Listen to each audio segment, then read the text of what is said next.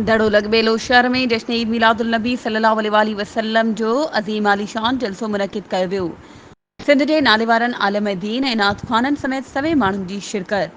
अंजुमन जानिसार मुस्तफ़ा ऐं जमायत अहले सुन्नत तरफ़ां अल्लामा मोहम्मद यामीन जुमारी अलामा यामीन नारी जो ख़िताब कयो ऐं नात ख़्वाननि अली मुर्तज़ा समेत हाफ़िज़ रफ़ीक दर्स, हाफ़िज़ ग़ुलाम अब्बास कुंभार, ग़ुलाम हुसैन अतारी, मौलवी शहज़ाद बिजोरो, ग़ुलाम नबी बिजोरो, हाफ़िज़ अबू बकर मेमन, हाफ़िज़ सूमार चारण ॿियनि पारां महफ़िल ईद मिलादुल नबी जो अज़ीम आलीशान दीनी जलसो मुनक़िद कयो वियो, जंहिंमें दड़ोक, लाइकपुर, बनू ऐं भरपासे जे सवे आशिकाने रसूल शिरकत कई।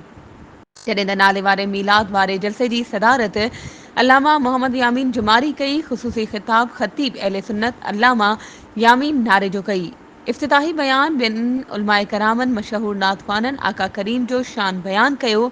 उलमाए करामनि ख़िताब कंदे चयो त अल्लाह पाक ऐं उन जे फ़रिश्तनि ख़ुदि हबीब करीम सल्लल्लाहु अलैहि वसल्लम जी आमद जो मीलाद मल्हायो आहे। आका करीम सल्लल्लाहु अलैहि वसल्लम उन जी पाक अहले बैत ऐं सहाबा सां सची मोहबत ऐं निस्बत रखणु आख़िरत जे छुटकारे जो वाहिद ज़रियो आहे। वधीक ख़बरुनि ऐं अपडेट्स जे लाइ असांजे चैनल खे सब्सक्राइब कयो ऐं हा, बेल आइकन खे प्रेस करणु न विसारिजो त जीअं असांजी हर नई अचण वारी वीडियो तव्हां ताईं पहुची